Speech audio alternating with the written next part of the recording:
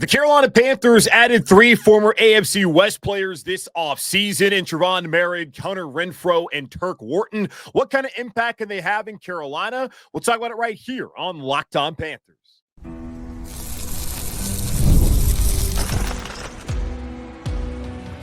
You are Locked On Panthers, your daily Carolina Panthers podcast. Part of the Locked On Podcast Network, your team every day.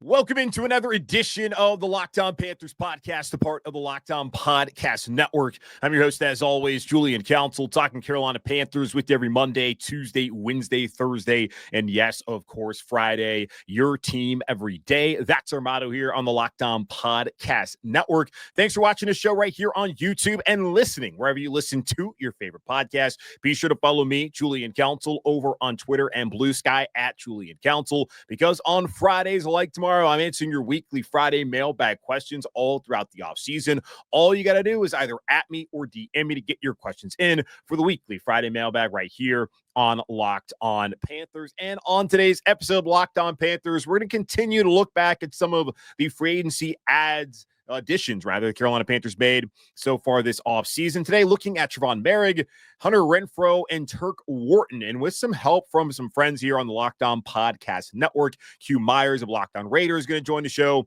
and also have Chris Clark from Locked On Chiefs come on and talk about Turk Wharton later on here on the show. But without further ado, here's Q Myers from Locked On Raiders.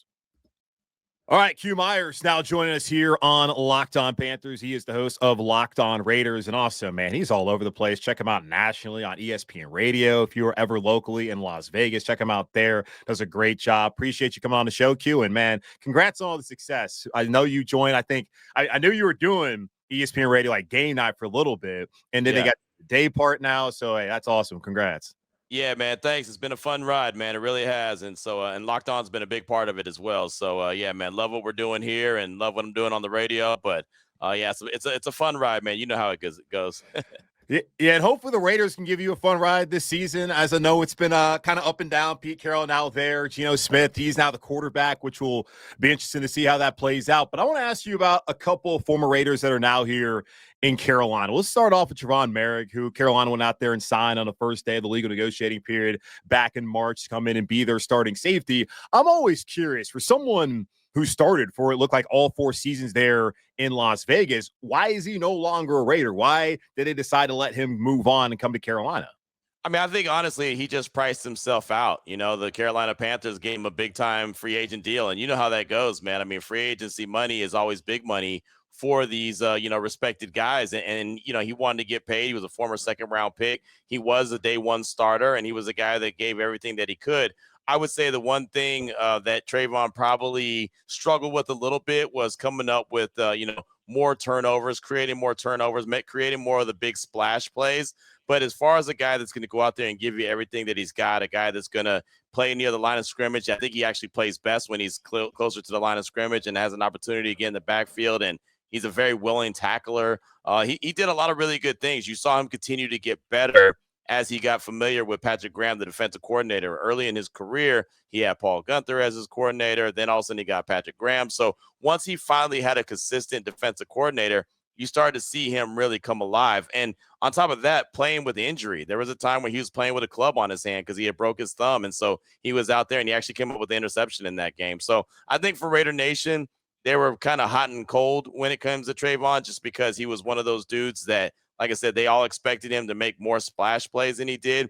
But being where he needed to be, being a guy that you can always to just depend on game in and game out, he was always that guy. And I always had a lot of respect for him, being a guy that covered him while he was at TCU in the Big 12. So we always had really good conversations about the Big 12 and TCU. So he's a great dude, man. And I'm happy for him and all his future success.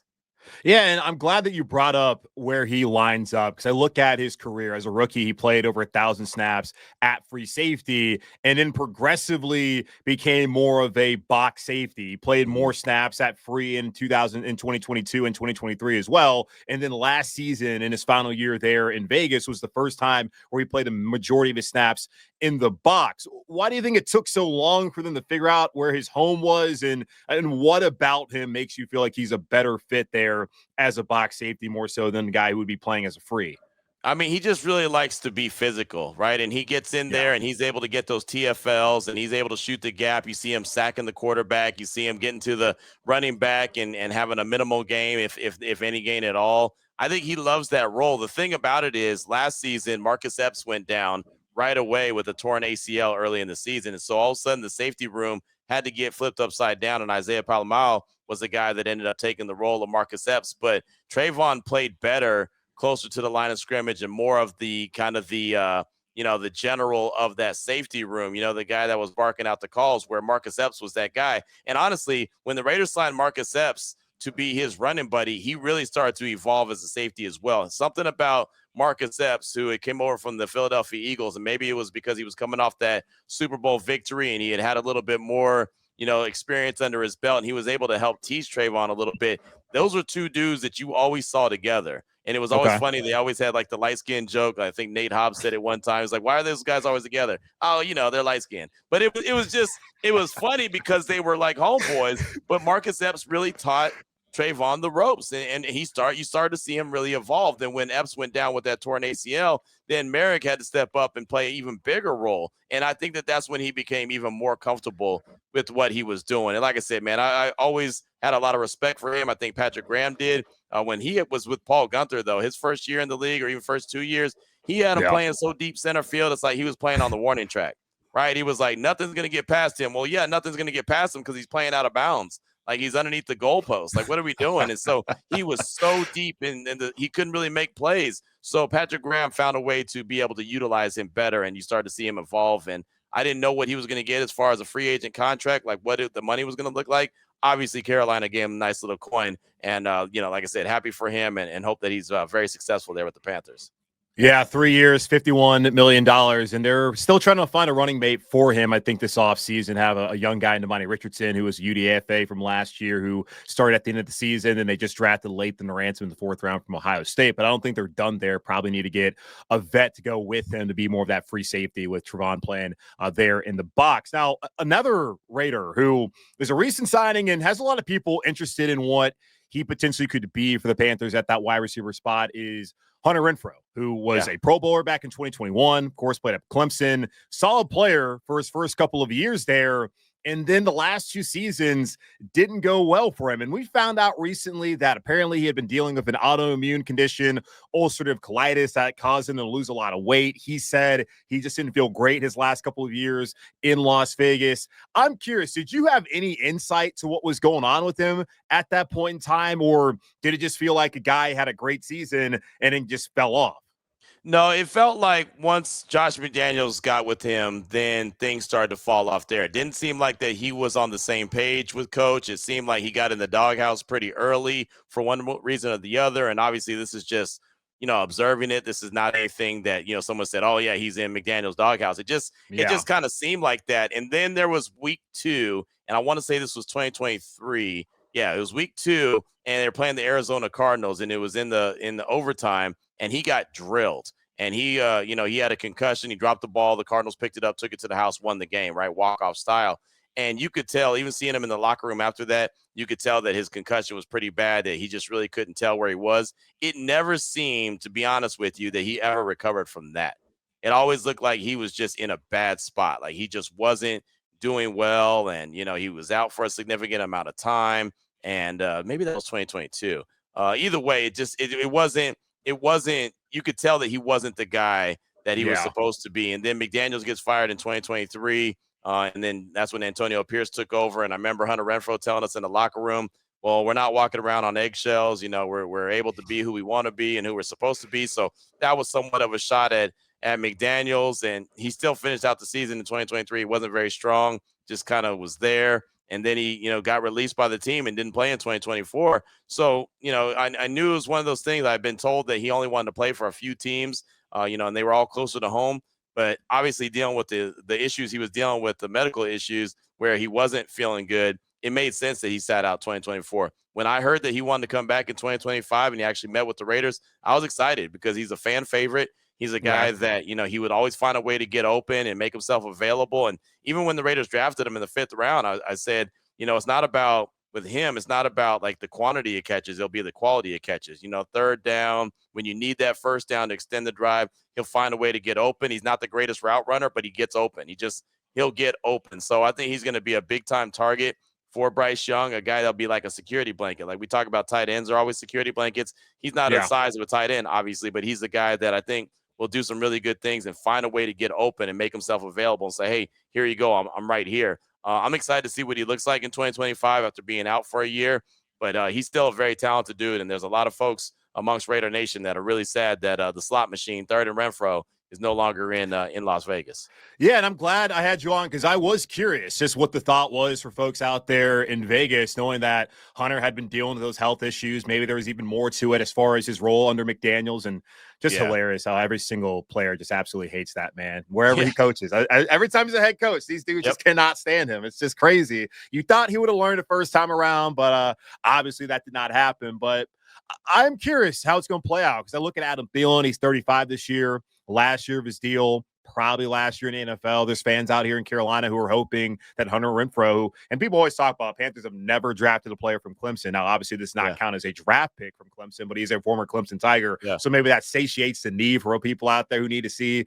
someone who wore orange and purple in the black and blue here in Carolina. But the hope is maybe for some fans that he can be the replacement to Adam Thielen. So when healthy, like, do you think, just based off of what we know now, him getting back to his playing weight, like, do you think this is a guy who's going to come in and be actually able to make a pretty strong impact? Oh, there's no doubt. There's no doubt. Okay. The thing about him is, like I said, it was always like quality over quantity. But when it was forced to be quantity for him, when Darren Waller went down, when others guys went down, and barely Derek Carr didn't have any targets, it was the Hunter Renfrow show. Right. And he went over 100 catches that year. I mean, he was fantastic and, made it to the Pro Bowl. And he was one of those guys that you're like, wow, not only is he catching quality passes, but he's getting a quantity of them. I mean, he was that guy that they were looking for early and often. And it's funny, man, even on bad passes, and he credits his mom. He said that they used to play catch with his mom back in the backyard, and she used to throw some terrible passes. So he was able to kind of just, throw his body at it and make the catch. I mean, he's always doing some kind of weird acrobatic catch, doing something that he probably shouldn't do for his size, but he's able to come up with it. I mean, he's going to give you effort. One of the biggest plays in Raider history that he made as far as his time with the Raiders, that is something that we always reflect back on, is when he was receiving a punt. And the Chargers, it was at SoFi Stadium, and the Chargers decided to run a fake punt, and he sniffed this thing out while the ball was like in midair and went and put a big hit on the guy that was supposed to receive the ball as the Chargers punter was throwing the pass, and he broke up the pass. So he's like, man, not only is he a great slot receiver, punt returner, now he's being a defensive back as well. So, I mean, he gives you everything, man. I mean, I start smiling when I talk about Hunter just because I know what he brings to the table. He's a pro's pro. He's going to, go out there and bust his tail to try to help you succeed. And I mean, I'm really happy for him now that he's found a, sense of peace and he's back healthy and wants to contribute in the NFL. It's funny when I saw someone put out on Twitter that he was retired and he said, oh, funny, I didn't know that. I was, about to try to get back into the league. And so that made me laugh. I was glad to see that. He's a hell of a contributor, man. He's going to do some really good things. And I'm excited that he's with Bryce Young because so many people have written off Bryce Young. And I think that his story is far from over. So I think Hunter Renfrow is definitely going to help him in a major way.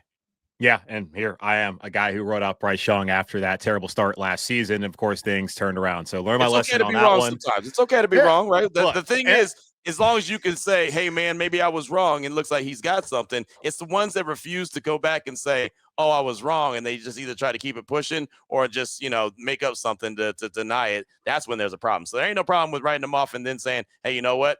My bad. He's all right. He's going to be okay. Yeah, no, put my head up on that one. And man, people are already excited about Hunter Renfrow. So they're gonna be in my DMs even more now after they listen and watch this. So I appreciate the breakdown there, Q. Of course, check him out there on Locked On Raiders on YouTube, wherever you listen to your favorite podcast. You ever listen to ESPN Radio? He's there nationally. And if you're ever in Vegas as well, he's over there doing some local afternoon drive. Q, appreciate your time as always, man. And thanks for the breakdown. Hey, no problem, man. Hey, tell them folks there, them fine folks, keep pounding, right? Yes, sir. Keep pounding. We'll keep pounding. Take a quick break here. Always appreciate you. Great stuff. Absolutely. We'll keep pounding. Take a quick pause here, and we'll come back. We'll talk about another former AFC West player and Turk Wharton here on just a moment on Locked On Panthers. As a small business owner, your work doesn't end when the clock hits 5. Your business is always on your mind, which means when it's time to hire, you need a partner that works just as hard as you do. That's where LinkedIn Jobs comes in. When you clock out, LinkedIn clocks in. LinkedIn makes it easy to post your job for free, share it with your network, and get qualified candidates all in one place. LinkedIn's new feature can help you write job descriptions and then quickly get your job in front of the right people with deep candidate insights. And here's a pro tip. Add the hashtag hiring frame to your profile picture to double your reach to qualified candidates. No wonder 72% of small businesses say LinkedIn helps them find high quality hires. Post your job for free at linkedin.com/lockedonnfl. That's linkedin.com/lockedonnfl to post your job for free. Terms and conditions apply. Joining us now here on Locked On Panthers is Chris Clark, the host of Locked On Chiefs here on the Locked On Podcast Network. Check him out over on social at Chris Clark NFL. And we're talking about Turk Wharton. Now, Chris, when you search Tre'von Wharton, his government name, and go over to Google and go to news, the first headline you see is former Chief is destined to disappoint new team after signing a $45 million deal. Now, I want to be positive, obviously, but I want to get your thoughts on what your first reaction was when you saw that he had signed a 3-year, $45 million deal that could go up to $54 million to play for the Carolina Panthers. Congratulations to him. That's my first thought on it. When I look at this, it's a matter of a guy that bet on himself, was coming off an ACL last year, didn't get a chance to get in a good contract in free agency, so went back to Kansas City for cheap, and now gets a deal. Is he worth $45 million, over 3 years? That's a big question. I don't know that I would go that high. Am I disappointed he won't be in Kansas City? Absolutely. I think that he easily could be a $7 to $10 million player. He was a good defensive tackle. He can get you pressure from the inside, and pass rush on the interior is one of the hardest things to find, generally speaking. So it makes sense why they paid him, but to me, it seems a little bit much. Yeah, and I have to understand, too, for everyone out there, that Brent Tillis came from Kansas City. He knows Turk Wharton from when they were able to get him, and he did give a pretty good story back after they signed him, talking about in 2020 during the pandemic when there wasn't media out there, other teams could not view what was happening during training camp, that they were close to trying to hide him away by cutting him, then bringing him back, but he had earned so many guys in that locker room's respect that they could not reasonably cut him because he had earned a spot onto the roster. So from everything I had read, this is a guy that was beloved in Kansas City by his teammates. What was his role during his 5 seasons there with the Chiefs and how he fit in to that defense? His big role was just pass rush. I mean, it's get next to Chris Jones and disrupt the quarterback. And anytime you can do that, that's a huge positive. Now, obviously, playing next to Chris Jones is something that's going to help you do that a little bit more than normal. But he was very good at getting after the quarterback, whether or not it was actually getting into sacks. He was getting pressures, and that's really what really counts when you start looking at pass rush. It's not necessarily, yes, you would like to get the sacks, but the pressure matters almost just as much, if not more. Yeah, you look at the stats last year, he had 6.5 in the regular season, which was behind George Karlaftis. But if you want to include the playoffs, he actually got up to 8.5, which led Kansas City in sacks a year ago. I am curious, when you looked at him as a player, as he developed, was he someone that you thought was going to be a long-term Chief who could have been a key piece of that defense moving forward? Or were you always kind of expecting he'd probably find a home outside of Kansas City? I don't know if you expected this kind of deal, but certainly maybe you get an opportunity elsewhere to maybe step into a bigger role. Yeah, I definitely think that I would have loved for him to be in Kansas City. I would love for him to be in Kansas City right now and be a starter next to Chris Jones for the next 2 years, 3 years, however long Chris Jones is going to play. The reality in the NFL is you're not going to be able to put that much money into that type of position. And so at this point, he's going to move on and get a better deal somewhere else. So Kansas City has to find somebody else. I would have loved for him to come back to Kansas City, but there's no way Kansas City could have matched anywhere near this contract. Yeah, and it seems the role he's going to play in Carolina would be rotating on that defensive line. Now, the Panthers were terrible against the run last year, gave up 3,000 yards on the ground. And looking at PFF, Turk Wharton does not have a great run defensive grade. Does that kind of check out from what you viewed over the last couple of years? Yeah, and it's not that he can't defend the run at all. It's just that he hasn't been great at it. I would say that 2 years removed from his injury, I think that you're going to get more of an idea as to what he's going to be able to do. He came off an ACL a couple years ago, and so coming back from that is going to change things a little bit. I do think that that's not his strength. Obviously, his strength and what he's getting paid for is getting after the passer, and rushing, and stopping the run is something that is a little bit more. I'm not going to say it's foreign, but it's more, a passive deal than it is really what he's actively there to do. Yeah, and he's also a little bit undersized for what you would normally look for in a defensive tackle to an extent. Yeah, did they ever kind of use him on the outside in that scheme that Spagnuolo runs, or was it always just as an interior pass rusher? I think that they could have tried to use him on the outside. They never really did. But the reason I say that I think that they could have is because look at what they've done with Chris Jones. If Kansas City didn't have Chris Jones, then maybe you look at Turk Wharton in that role and say, okay, he can line up outside from time to time. It's not going to be something you're going to do on a normal basis, but he could do it. But again, with Chris Jones on the team, you're going to give him all those types of snaps, and it's really hard to blame them for that.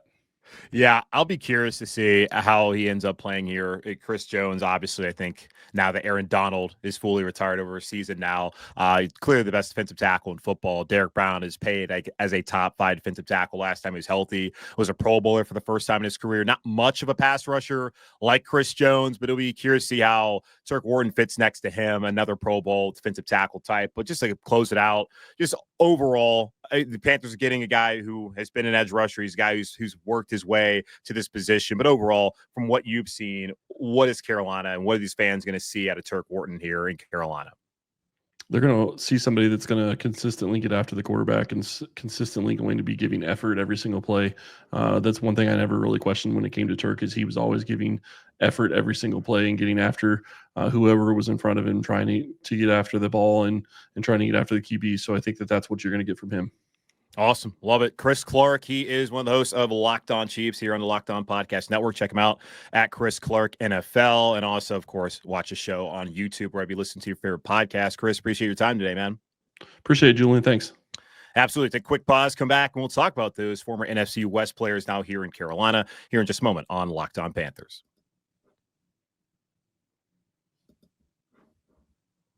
Thanks to Q Myers and also to Chris Clark, both from Locked On Raiders and Locked On Chiefs, respectively, for coming on here, breaking down Hunter Renfrow, Tre'von Moehrig, and also breaking down Turk Wharton. I can just see it right now, just how giddy everybody is, wherever they are, watching or listening to this after listening to Q break down Hunter and the fact that he believes that he's someone who can come in and immediately be a contributor for Carolina. And, that's why earlier this week on Monday, I was asking, what is Jalen Coker's role going to be?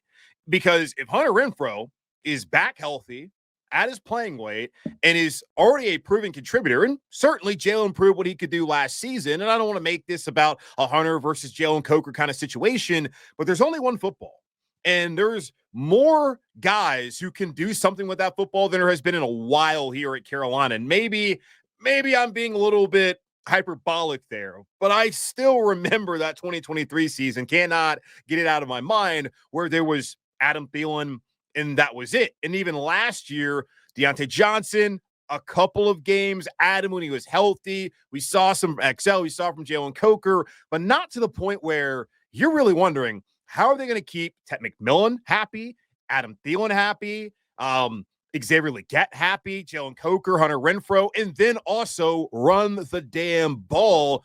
Has to have you excited about what this offense can be, especially after what Bryce Young did last year. And this is the thing that you want for your quarterback. They failed him year one. They absolutely failed him by not giving him the right kind of weapons. The offensive line, unfortunately, broke down. But last offseason, they did everything in their power to get him in a position to have success. It did not work out the first 2 weeks, and I wrote him off, as I already said. You know that from months ago, but also, again, hand up, got that one wrong. But when he came back to a better structure than what he had before. He came back calmer and understood what he needed to do to play his 111th.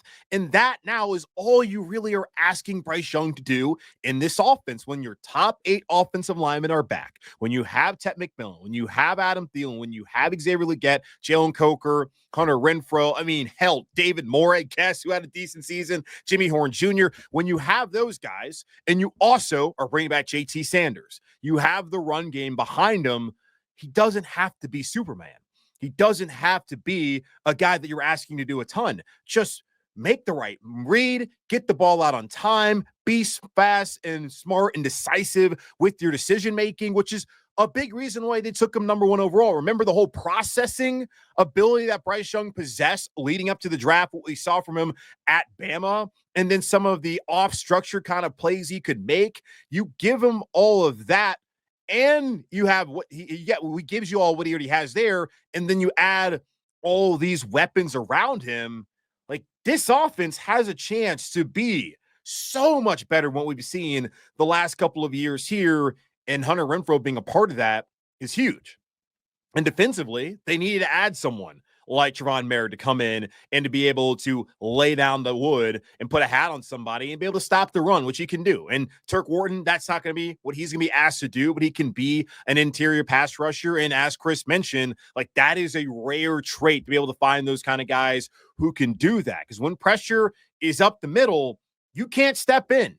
And if you got guys coming on the edge like Nick Scorton, like DJ Wonnum, and you're getting flushed out there, that helps to clean up the mess and really make things even better for what this defense could be. So excited about these additions in Carolina this coming year, and excited to see what those guys look like once they get out there on the field, with OTAs coming up next week. But really, as we get closer to training camp, get to the preseason, and man, listen to both those guys, especially Q, got me fired up about what this team could be able to do this upcoming season. Still need to see it first.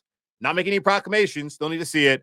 But either way, y'all absolutely should be fired up about what Dan Morgan, Brent Tillis, Dave Canales are building here in Carolina. And finally, maybe getting over the top here as they continue to build heading towards 2025. That's going to wrap up this edition of the Locked On Panthers podcast, part of the Locked On Podcast Network. Hosted by yours truly, Julian Council. Again, y'all subscribe or follow the show free over on YouTube or wherever you listen to your favorite podcast. And be sure to follow me, Julian Council, over on Twitter and Blue Sky at Julian Council, where I am back answering your weekly Friday mailbag questions tomorrow. At me, DM me to get those questions into me.